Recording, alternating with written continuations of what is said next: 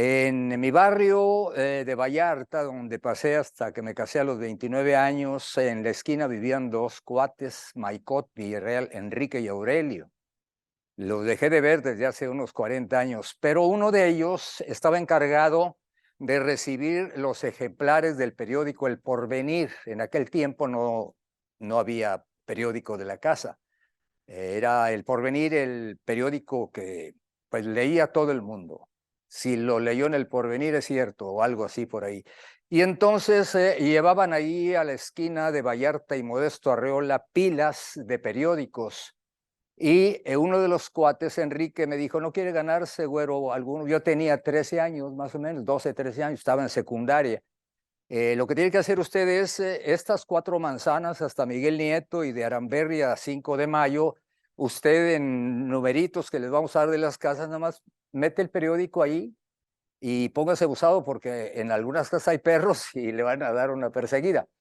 Eso fue mi primer contacto con un periódico. Y entonces, pues, entre que sí que no, ya desde luego sabía leer, pues me empecé a interesar en todo esto, de tal manera que cuando estaba ya años después en la preparatoria, segundo, no, acababa de entrar a arquitectura, 1957, la facultad estaba muy cerquita del periódico El Tiempo, que luego se convirtió en Más Noticias y finalmente terminó en Express, ya de esta casa editorial. Y ahí había un profesor que fue toda una leyenda, el profesor Castillón, don Oscar F. Castillón. Paso yo con mi respirador a la escuela que estaba a 2 cuadras y veo un anuncio. Y un poquito ahora a distancia lo veo así y dije, pues a ver, ¿de qué se trata? Clases de periodismo. Se necesitan reporteros. Y entonces me tomé el atrevimiento de entrar y está un señor gordito, muy simpático, y ¿qué anda haciendo usted? Es estudiante de arquitectura, ¿verdad? Y la regla T y su escalímetro. Le dije, sí, ¿eso es el profesor? Sí. Le dije, oiga, ¿le interesa? Y le dije, pues sí, digo, sí me gustaría mucho. Bueno, pues le voy a dar yo a usted una solicitud y concluyendo, terminé yo con unas 2 o 3 semanas de clases, el qué, cómo, cuándo, dónde y por qué, etcétera, ¿no?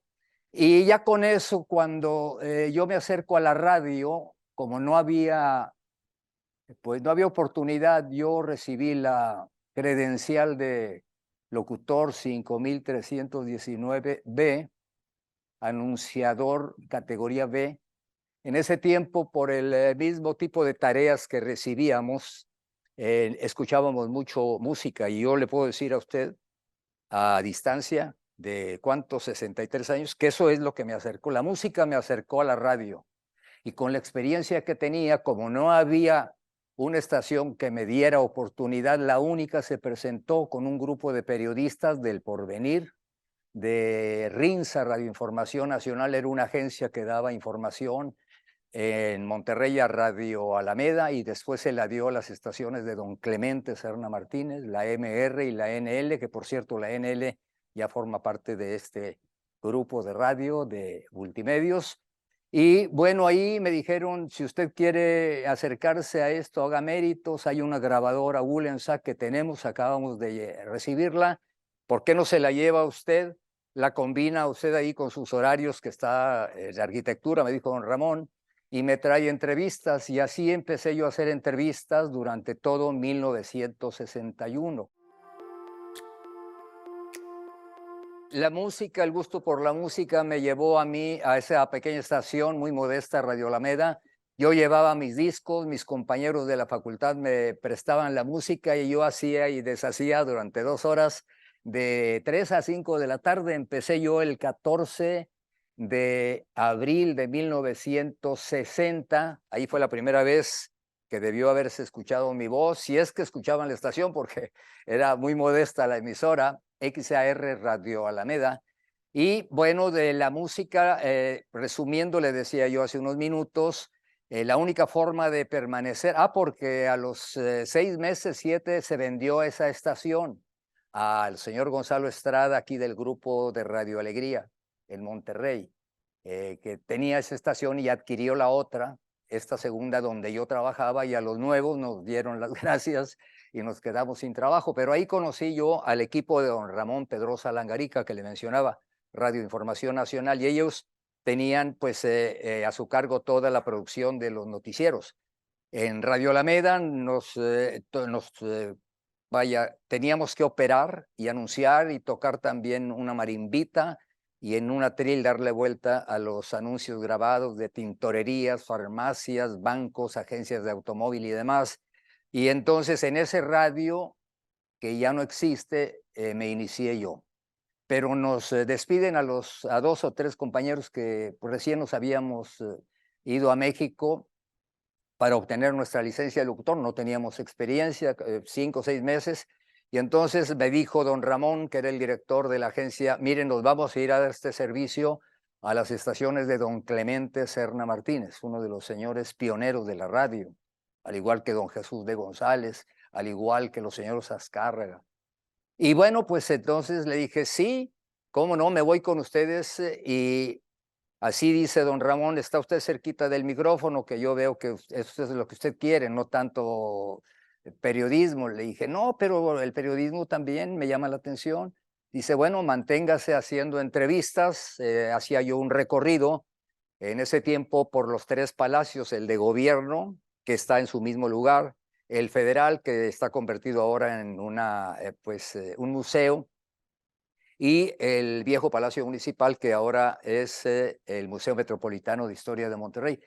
Ahí yo les visitaba con esa grabadora alemana Wollensack portátil, que pesaba pero mucho, ¿no? Con un micrófono largo, así me acuerdo, y las pilas, cargarlas, si le daban a uno 20 minutos nada más la cinta abierta.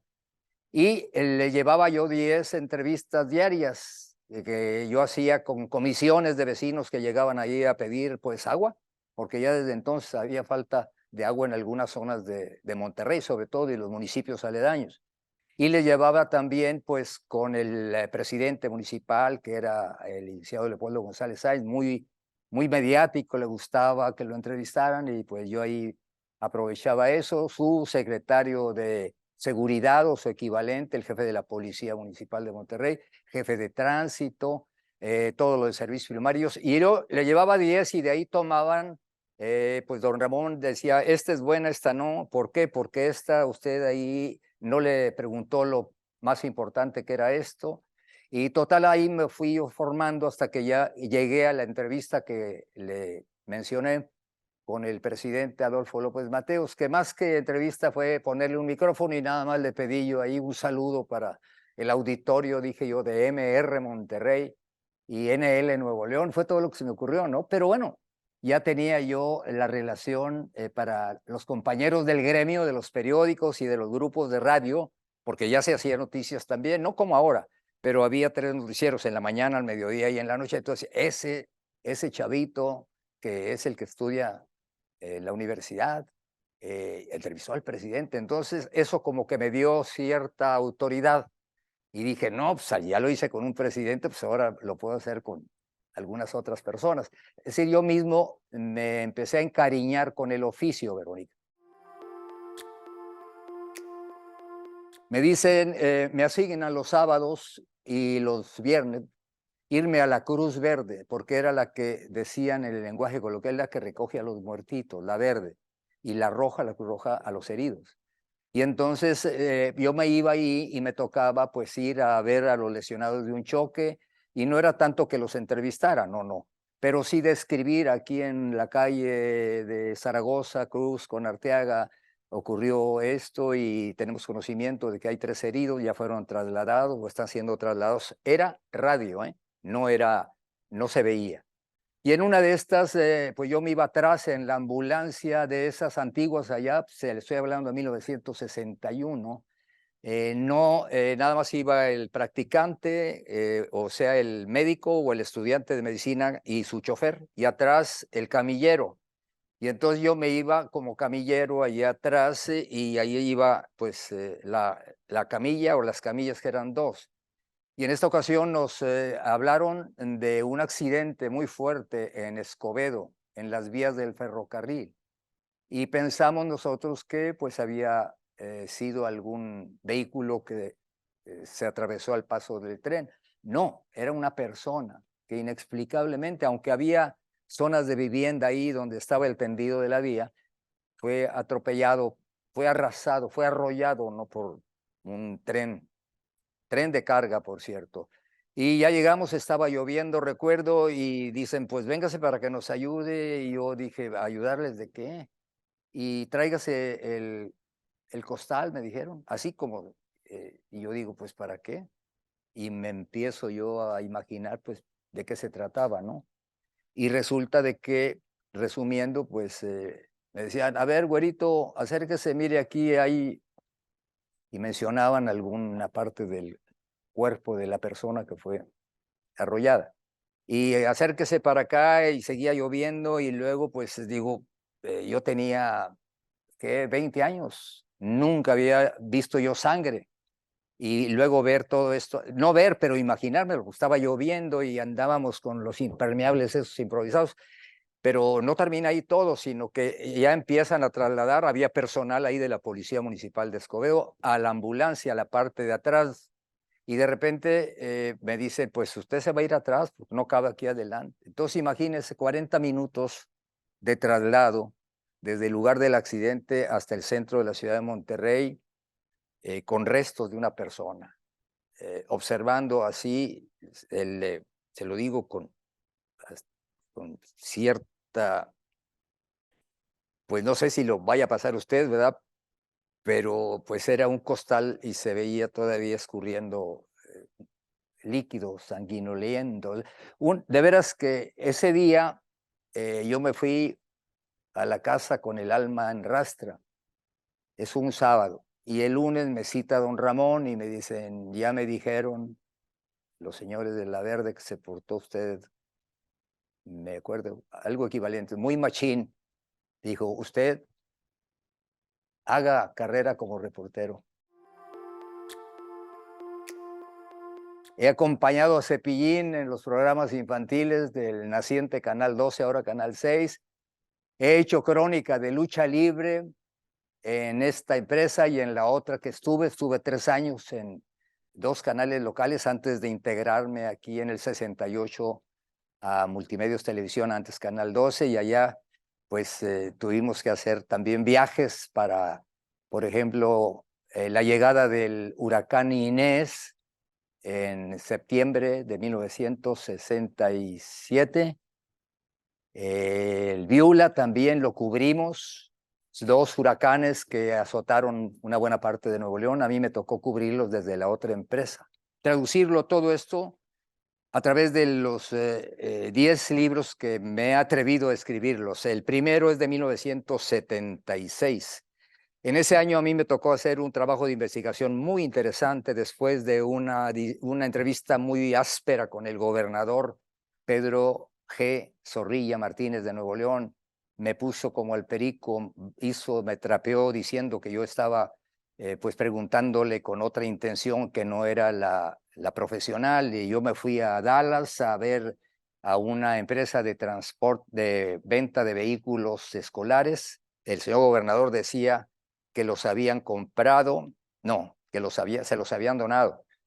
Y los otros estaban haciendo el Diario de Monterrey, ahora Milenio, en 1976 es este evento. El periódico es de 1974, lo que era originalmente el Diario de Monterrey. Y yo también estaba colaborando allá, le pedí a los señores González, a don Jesús y a don Francisco, y como vente y escríbenos, y ahí escribí también entrevistas con Manzanero y entrevistas con Sandro de América, etcétera, con Sacha Montenegro, en fin, le entramos a todo en ese tiempo. Pero regresando a lo del libro, a mí me pareció muy interesante porque rescatamos los documentos en esa Longhorn Bus Sales, que era la empresa que supuestamente le había donado los vehículos, los camiones escolares, estos que ya no les sirven allá, los venden, y que fue lo que hicieron, pero aquí dijeron, no, nos los regalaron. Ellos estaban ocultando algo que había dicho en esos días el presidente Luis Echeverría, que había que favorecer a la industria automotriz nacional, Verónica. Y el hecho de ir a comprar vehículos usados a Texas pues iba en contra del discurso o la propuesta del presidente. Entonces ellos dijeron, no, vamos a decir que nos los donaron, mentiras, los compraron. Y yo obtuve mañosamente las facturas del nombre de a quién se facturó, que era el secretario de Desarrollo Social de ese tiempo.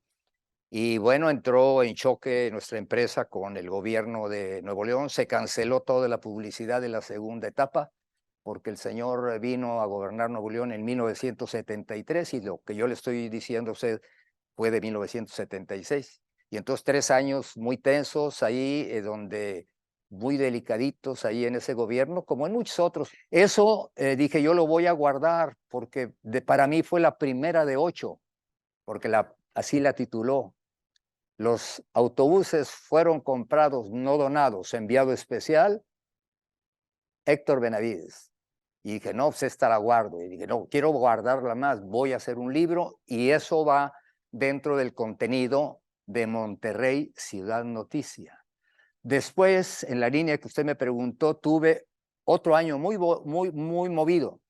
En enero estuve mandando información para el Diario de Monterrey, ahora Milenio, y para el Canal 12, desde la sala de prensa del Vaticano, cuando el Papa Juan Pablo II iba a venir a México y se presumía que incluía a Monterrey.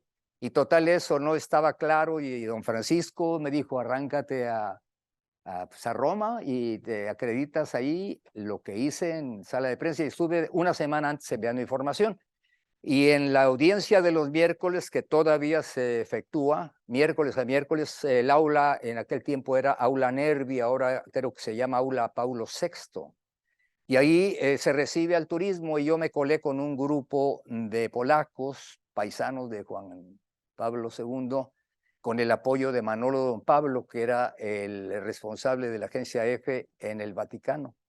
Y nos colamos y estuve esperándolo y por el pasillo central se le acerca una niña polaca que le regala una muñequita y yo saco una grabadora y le digo, Su Santidad, un saludo para México. Y el señor me ve y no me hace caso. Y le insisto, conforme se avanza y los que venían con él me decían que no, no, retire, o sea, que retirara mi grabadora. Y pues no recuerdo, no lo obedecí desde luego, y cuando pasa más cerquita, un saludo, Su Santidad. Sí, un saludo para Monterrey, México. Sí, sí, como diciendo, sí, ya, retírate, te puedes ir, ¿no?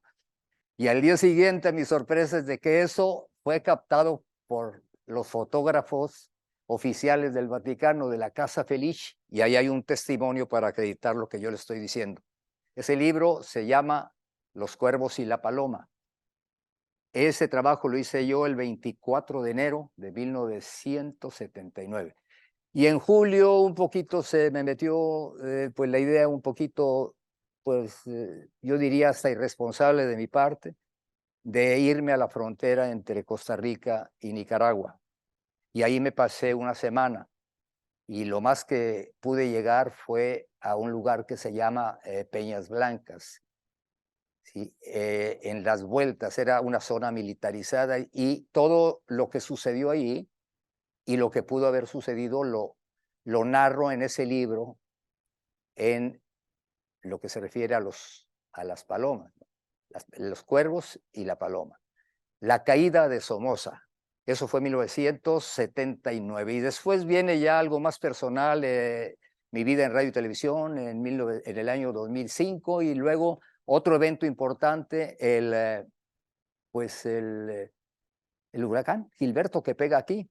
Hicimos un programa especial, una cobertura de 25 horas y cuarto en radio, en las emisoras nuestras, la Gran AW, la XT, la XAU, y luego reportajes para televisión, pero estuvimos transmitiendo toda la noche y en forma ininterrumpida, sin cortes comerciales. Eso también yo quise guardarlo y dejarlo, ¿no? Como un documento, y está ahí en ese libro que se llama Los Cuervos y la Paloma. Y luego ha venido otros libros también en donde ha ocurrido la llegada del hombre a la luna, también eso es del 2019. Hicimos una transmisión especial junto con La Voz de los Estados Unidos, hicimos un disco testimonial de todo ello, y eso me dio oportunidad de contactarme con algunos de los astronautas, a los que también en ese libro se reproducen las entrevistas. Eugene Cernan, que ya murió, Franklin Chang Díaz, es un puertorriqueño que voló mucho en las misiones de los laboratorios, y Thomas Stafford, que también, pues él era el comandante pues el jefe de los astronautas en el 71, cuando fuimos nosotros a un viaje a la NASA, invitados por el consulado, y ahí tuve oportunidad también de entrevistar, bueno, esto ya después, a Neri, nuestro primer astronauta, Rodolfo Neri, primer astronauta de México. Ese es otro libro que salió en el 2019, y luego este que se llama Casi 82 años, en donde hablo de la sequía y cómo se portaron aquí todos los sectores, el empresarial, el sector religioso, las asociaciones civiles, y cómo nos faltó mucha solidaridad para responder de una mejor manera. Y la pandemia, para sumarse al problema, también ahí veo y señalo, es una especie de, el Casi 82, llevamos ahí la ligereza de una entrevista, pues sobre algún tema que puede ser de lo más ligero, pero va combinado con los dos temas que justifican el libro. El primero de los temas es el referente al COVID, cómo desde aquí, desde nuestras emisoras, y discúlpenme que lo diga, pero a veces se ponen el sombrero algunas otras personas, desde aquí se promovió enviar a jovencitos, a jovencitas y niños a vacunarse a la frontera, porque no había vacuna aquí. Llegó muy tarde la vacuna y se hicieron viajes a la frontera gracias a una idea de uno de nuestros directivos que usted debe de conocer y que siempre me dice que no mencione su nombre. Él dijo, insísteles para que de aquí se lleven personas a vacunar a la frontera. Lo hicimos con muy buen resultado. Todo eso ahí viene en Casi 82 años. Esto me llevó a una revistería que había en 5 de Mayo, antes de llegar a Villagrán. Para los que vivimos aquí es a una cuadra de la Alameda.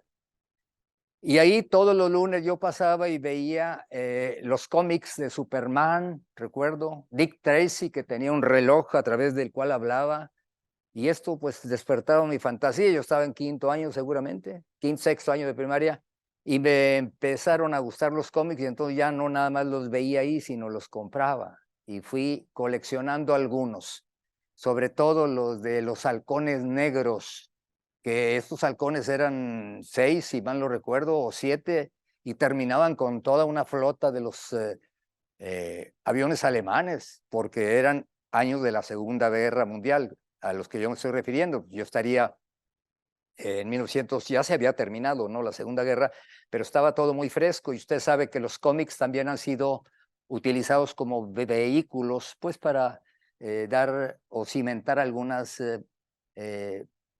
posturas ideológicas. Y entonces ahí, pues era el halcón negro, eran un escuadrón, estaba un chinito, estaba un finlandés, no sé por qué no pusieron a ningún latino, estaba un negrito, un afroamericano, pero no había ningún mexicano. Y entonces estos 7 terminaban, repito, arrasaban pueblos y todo, eran los héroes. Pero con la fantasía de esa edad, a mí lo que me llamaba mucho la atención era lo que le llaman el arte, lo gráfico. Y empecé pues a descubrir palabras que no conocía, y irme al diccionario, y un libro me llevó a otro, y luego tuve un maestro inolvidable, en paz descanse, Rogelio Ríos. Él fue seminarista, se dio cuenta a tiempo, nos decía que él no había nacido para eso, para permanecer en el celibato, etcétera, y se fue y vino a dar clases. Él venía de Zacatecas y fue nuestro profesor de literatura en bachillerato en 1957. Y él nos empezó a hablar de los libros de época, como el de La Caída, La Náusea, los dos polos, ¿no?, las dos cumbres del pensamiento francés, Albert Camus o Camus, como dicen, y el otro señor Jean-Paul Sartre. Y luego de ahí nos decía, busquen ustedes la región más transparente. Es de un señor mexicano que escribe y describe muy bien en ese libro La región más transparente, Carlos Fuentes. Estaba también, si mal no recuerdo, nos mencionaba a Juan Rulfo, nos mencionaba desde luego pues, al maestro Octavio Paz, y todo eso, concluyo, me fue llevando hasta un último libro que acabo yo de comprar, que se llama La montaña análoga. Ese libro me llama la atención porque está recomendado por un buen amigo mío. Digo amigo porque lo entrevisté 2 veces, pero en las 2 resultaron programas extraordinarios. Alejandro Jodorowsky, en una de sus entrevistas con su hijo, le dice, te recomiendo que leas La montaña análoga. El libro ya lo compré vía, usted sabe, esa empresa que porque a veces no se consigue, y veo yo con sorpresa que es de 1956 y empiezo yo a leerlo y resulta que ese libro no lo terminó el autor, o sea, este señor René Daumal, pero lo empiezo a leer y me captura mucho, ¿sí? Y ahora que está esto de la erupción en el Popocatépetl, pues no sé, extrañamente allí habla de una montaña muy alta en donde se funden las 2 dimensiones del universo. Está un poquito como en la línea del pensamiento o lo que le llaman el realismo mágico, desde mi punto de vista, a lo mejor estoy diciendo barbaridades, pero sí fantasea mucho el autor. Francisco Martín Moreno fue el primer director del semanario Milenio en el 3er o 4er año de Cedillo. A mí me tocaba ir mucho a México, lo conocí, extraordinaria persona y usted sabe, ha escrito y levantan pollas por todos lados, mi buen Paco, así le dicen sus cuates, si yo me permito decir que soy su amigo. Sequía porque eso, él en una entrevista, la primera que le hice, fue a propósito de ese libro, pero de la versión allá de los años 90. Entonces, todo eso se viene a hacer una realidad aquí en el año 2022. Y yo lo he releído y es para leerlo y releerlo. El otro de Nadie supo, nadie sabe es de Jorge Fernández Meléndez. Él también en esa época colaboraba en el semanario Milenio, igual que el Raimundo Río Palacio, igual que Ciro Gómez Leiva. El director de ellos era Francisco Martín Moreno en el semanario. Y entonces en este otro libro que yo le comento, o sea, en Nadie sabe, nadie supo, el compañero o amigo también lo considero yo, Jorge, plantea ahí una tesis interesante sobre lo que pues ocurrió en 1973, el asesinato, intento de secuestro y muerte de don Eugenio Garza Sada. Es un libro que también a mí, por cercanía simplemente y por haberlo vivido, yo ya estaba trabajando en esto y en noticias en el 73, y nos tocó cubrir pues ese terrible acontecimiento, ¿no?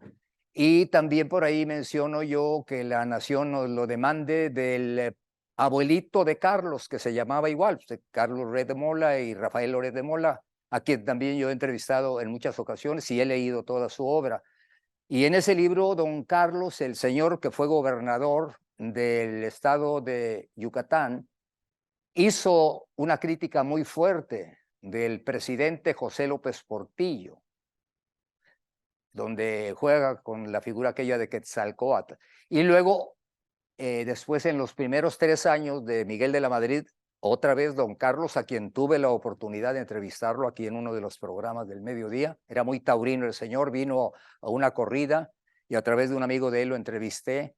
Él tenía por allá la hora 11, si mal lo recuerdo, en la radio y en la televisión del Estado con Luis Espota.